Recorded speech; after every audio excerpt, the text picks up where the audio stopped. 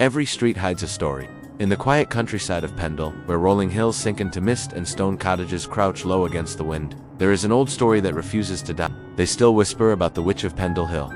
The year was 1612. England was restless under the rule of King James I, a man deeply obsessed with witchcraft. He had even written a book about it, Demonology, describing how witches made pacts with the devil and walked among ordinary people unnoticed. Fear was already planted in the soil long before the accusations began, and in a small, crumbling cottage near Pendle Hill lived a woman named Alison Device. She was poor, she was feared, and she knew things. Villagers said she could heal livestock with herbs gathered under moonlight. Others claimed she muttered to herself in unknown languages. Children swore they saw her staring at the sky, unmoving, for hours at a time.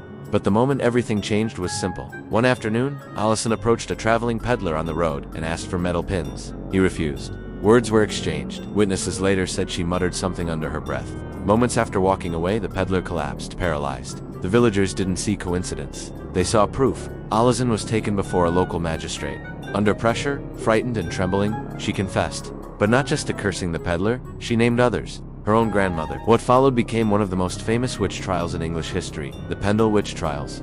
12 people were accused, 10 were executed. They were marched to Lancaster Castle in chains, through muddy roads lined with silent onlookers. Some prayed, some cried, some insisted they were innocent until the end. But this is where the legend begins to twist. Because one of the accused, a woman named Elizabeth Southerns, known as Old Demdike, was said to be nearly blind and over 80 years old, frail, starving, barely able to walk. Yet witnesses claimed she could summon a familiar spirit in the form of a brown dog. They said the dog would appear when she whispered, and disappear when she blinked. She died in prison before the trial could finish. But villagers swore that after her death, strange things began happening around Pendle Hill.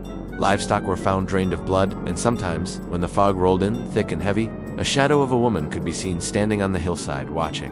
The executions took place on August 20th, 1612.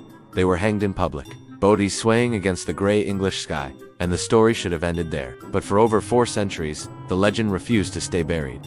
In the 1800s, travelers passing through Pendle reported hearing soft chanting carried by the wind. In the early 1900s, a farmer claimed his daughter began speaking in a voice that wasn't her own after wandering near the old execution grounds. Then came the most unsettling account. In 1950, a local woman walking her dog at dusk claimed she saw an elderly figure standing near the ruins of Malkin Tower, the alleged meeting place of the witches. The figure wore tattered clothing from another century. When the woman blinked, she was gone, but the dog refused to move. It growled at empty air. Even today, paranormal investigators visit Pendle Hill. Tourists climb the slope at sunset. Some come for history, others come hoping to feel something, and many claim they do. Cold patches and warm air, whispers when no one else is there.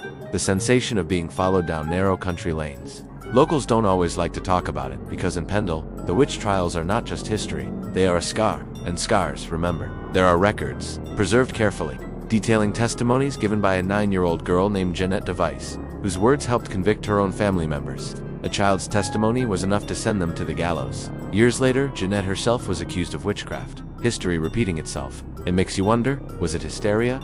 Because here's what unsettles even skeptics. Pendle Hill has long been associated with strange atmospheric phenomena, sudden fog, and there are hikers who say that when they reach a certain part of the slope, their phones lose signal completely, even when reception exists elsewhere. A few years ago, a group of teenagers climbed the hill at night, filming for social media, laughing, mocking the legend. Halfway through their recording, the camera picked up something behind them, a figure, and when they turned around, nothing was there. The footage glitched, audio distorted, they never returned. Skeptics say it's coincidence, because sometimes, when fear is strong enough, when accusations are loud enough, when death is public enough, it leaves an imprint. And in Pendle, the wind never quite sounds like wind, it sounds like murmuring. So if you ever find yourself walking the slopes of Pendle Hill at dusk, and the mist begins to roll in thick and heavy, and you feel the air turn colder than it should, don't look too long at the horizon. Because sometimes, the witch isn't a woman in black robes. Sometimes she isn't casting spells. Sometimes she's just standing there, waiting for history to forget her again. But Pendle never forgets. Some stories stay with you, until the next street tale.